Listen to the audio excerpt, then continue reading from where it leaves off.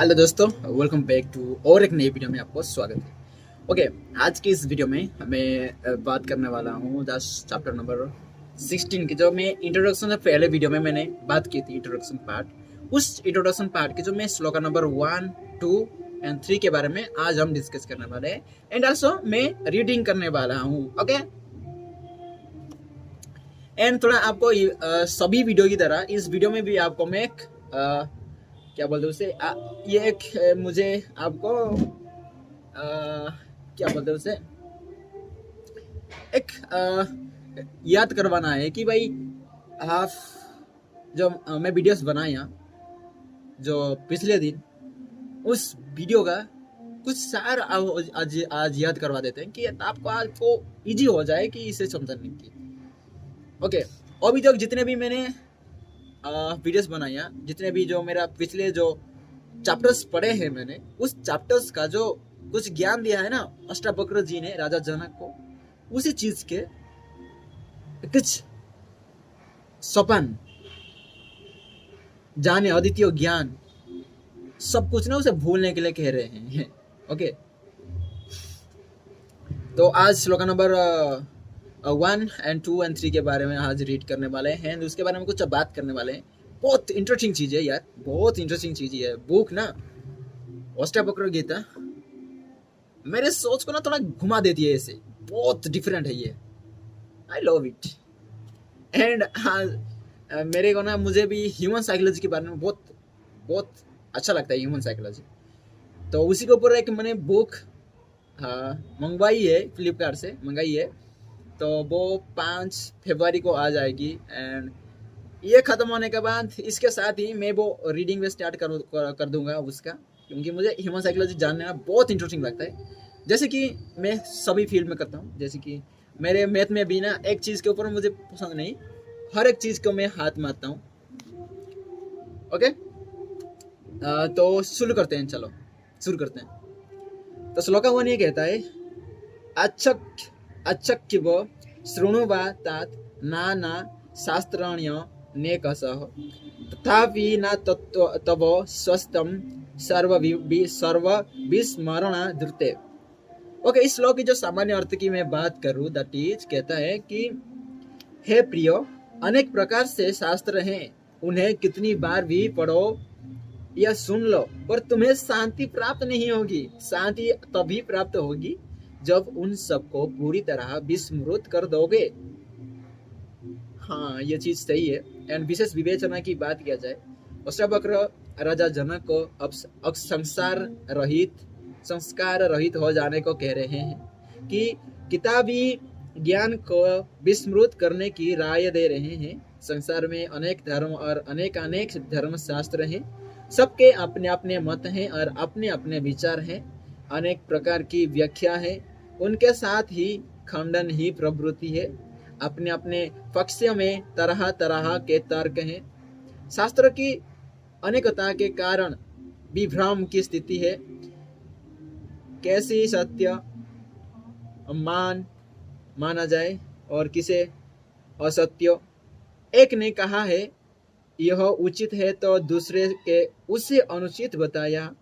सुनने पढ़ने वाला भ्रम में है, फिर वो अपने संस्कार से मिलते हुए तथ्यों का चुनाव करता है। विचारों की यह विविधता भी संघर्ष की स्थिति उत्पन्न कर देती है, व्यक्ति स्वयं से ही जूझने लगता है। अतः अष्टावक्र कहते हैं कि शास्त्रों के पढ़ने सुनने से कभी शांति नहीं मिलेगी, ये तो और भी भ्रम और अस्थिरता उत्पन्न करते हैं। आत्मज्ञानी को शास्त्र के ज्ञान की आवश्यकता ही नहीं, क्योंकि वो तो स्वयं ज्ञान है। अतः प्रिय, तुम सभी शास्त्रों को विस्मृत कर दो, उनको बार बार भी सुनो, पढ़ो, तो भी तुम्हें शांति नहीं मिलने वाली। तुम तो अंतर्ज्ञानी से संपन्न हो।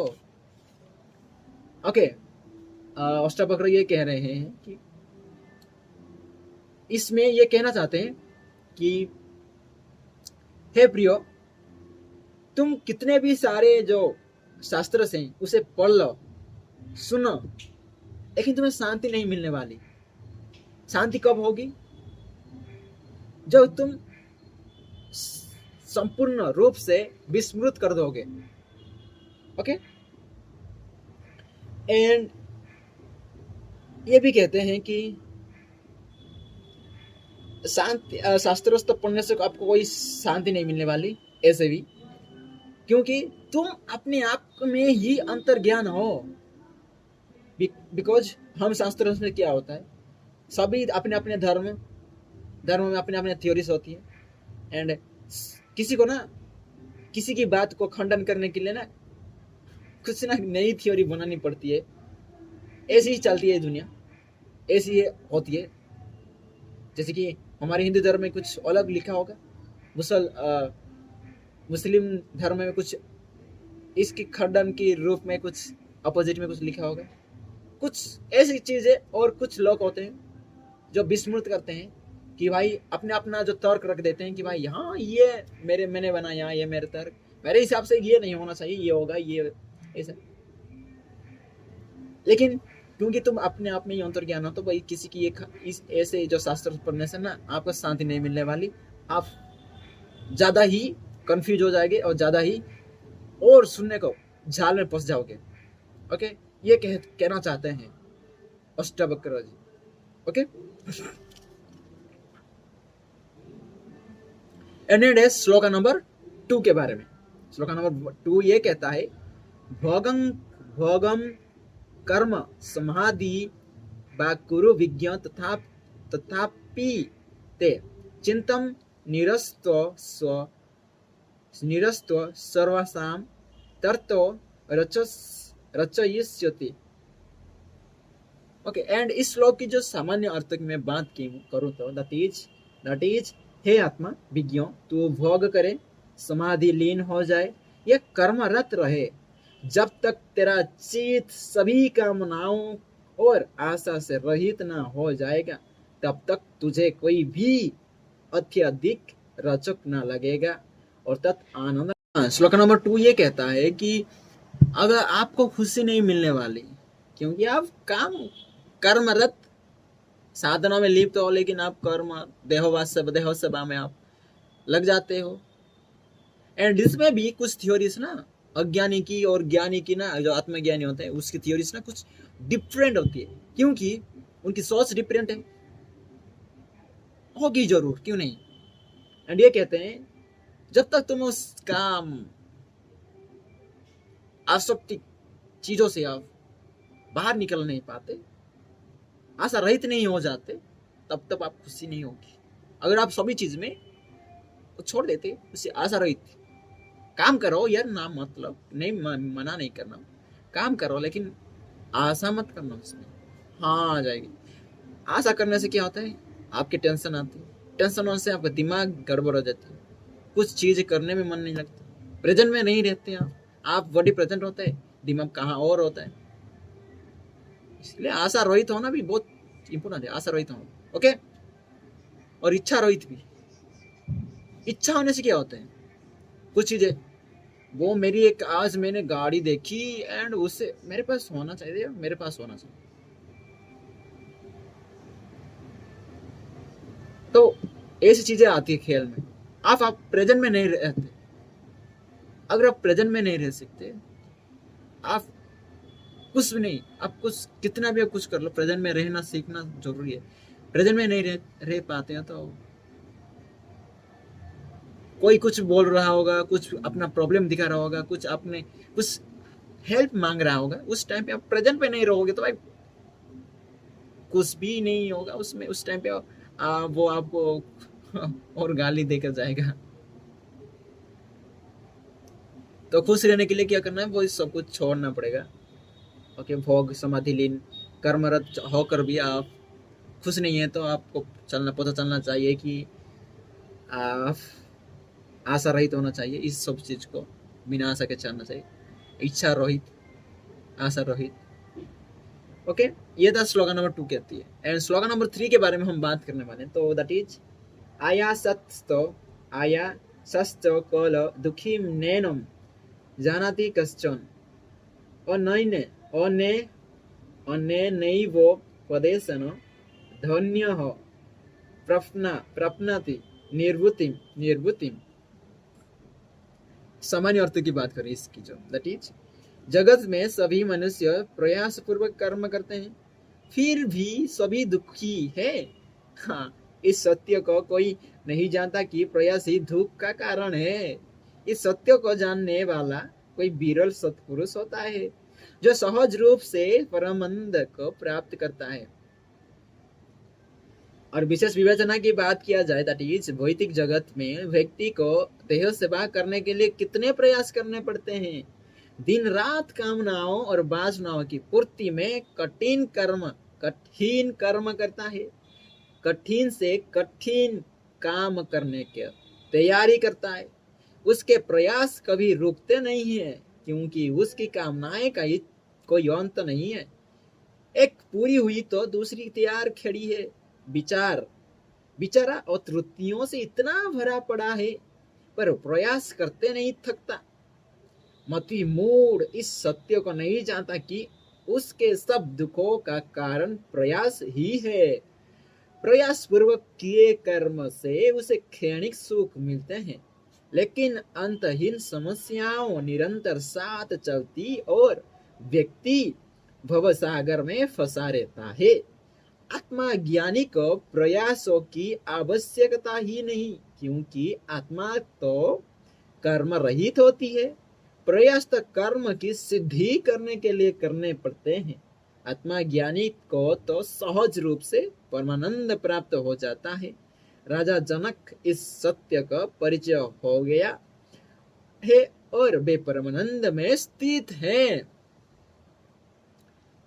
ओके, बहुत बड़ा चीज इसमें श्लोक नंबर 3 ये बड़ा चीज रिवील करती है, दैट इज की इस जगत में ना सब मनुष्य ना प्रयास करते हैं, प्रयास पूर्वक कर्म करते हैं, प्रयास पूर्वक कर्म करते हैं भाई। रात में नहीं सोते हैं, सुबह उठ, ओके बहुत विवाद हो जाएगा। हाँ, सुबह उठना, पढ़ना, लिखना, कुछ काम करना, ओके जैसे भी मैं भी करता हूँ यार, पढ़ाई लिखाई करता हूँ मैं भी ना मना नहीं करूंगा, लेकिन मैं भी करता हूँ। लेकिन अकॉर्डिंग टू मैं इस थ्योरी, इसके श्लोक की तरफ जाता हूँ। मेरे मेरे मेरे तरफ से कुछ काम नहीं करेगा, इसमें श्लोक में लिखा है तो मैं बोलूंगा जरूर। ओके, अगर हम कुछ चीजें, इस सत्य को कोई नहीं जानता कि प्रयास ही दुखों का कारण है। जो दुखों का कारण क्या है, हम प्रयास करते हैं तभी दुख आता है। थ्योरी कहती है, थ्योरी ने shloka number 3 of chapter number 16 from the Ashtavakra Gita ये कहता है, एंड प्रयास तो कर्म की सिद्धि करने के लिए करने पड़ते हैं। आत्मा ज्ञानी तो सहज रूप से परमानंद प्राप्त हो जाता है। राजा जनक इस सत्य को परिचय हो गया, परमानंद में स्थित है अभी। व्यक्ति देवा सेवा करने के लिए करने पड़ते हैं दिन रात कामनाओं और वासनाओं की पूर्ति की कठिन कर्म करना है। कठिन से कठिन काम करने को तैयार रहता है। उसके प्रयास कभी रुकता नहीं है, क्योंकि उसकी कामनाओं का कोई अंत नहीं। एक पूरी हुई तो दूसरी तैयार खड़ी है। बेचारा अतृप्तियों से इतना भरा पड़ा है, पर प्रयास करता नहीं थकता। मती मूड इस सत्य को नहीं जानता कि इसके सब दुखों का कारण प्रयास ही है। ओके, ये था श्लोक नंबर 1, 2 एंड 3 के बारे में। एंड मुझे एडिट करना पड़ेगा थोड़ा इससे, क्योंकि जो मेरा स्टोरेज फुल हो गया था ना, तो उस वीडियो 20 में ही कट गया, तो उसे 20 में डालना पड़ेगा। एंड तो थैंक यू एंड खुश रहिएगा अपनी निजी जिंदगी में, अपनी जिंदगी में, in your life. Be happy and happy Saraswati Puja सबको। ओके, मैं ये पहले बोलना चाहता, लेकिन अभी रिमाइंडर आया मुझे देख रहा, तो वही बोल दिया। एंड सबको हैप्पी सरस्वती पूजा। एंड ख्याल रखना, सब अपने आप का ख्याल रखना। एंड स्माइल ना बहुत इंपॉर्टेंट है।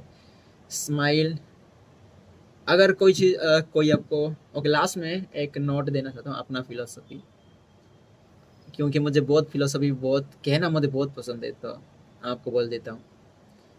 अगर कोई आपको ना कुछ भी बुरा बोले, जो कि जो चीज आप हो ही नहीं, तो कुछ बोलना नहीं उसे, और एक्सेप्ट भी नहीं करना आपके दिमाग के अंदर उसे। लास्ट में जैसे किसी इसमें आपके कान में ना एक सील्ड प्रोटेक्शन लगा देना है कि जो जो चीज आएगी वो फिल्टर है क्या आएगी। हाँ, अच्छा चीज ही फिल्टर होकर भीतर अंदर जाएगी, जब बुरी चीज वो अंदर ही नहीं घुसेगी, दिमाग में ही नहीं आएगी, सुनना ही नहीं उसे। हाँ, सीरियस ऐसे कर देना, लेकिन आपको सुनना नहीं कुछ। ओके, ये मैं आज का रिमाइंडर। एंड कभी कभी ना लोग ऐसे ऐसे ऐसे बात बता देते हैं कि आपको बुरा लगता है एंड आप बुरा पड़ते हैं। अरे क्यों भाई? अरे वो बोला तो कुछ गलत बोला तो भाई, वो अपने लिए बोला भाई, तेरे लिए नहीं। क्योंकि वो बोला तो मतलब तेरे लिए नहीं, अपने लिए काम करते हैं। कुछ सब चीजें ना अपने लिए ही काम करते हैं, दूसरों के लिए कोई चीज काम नहीं करती।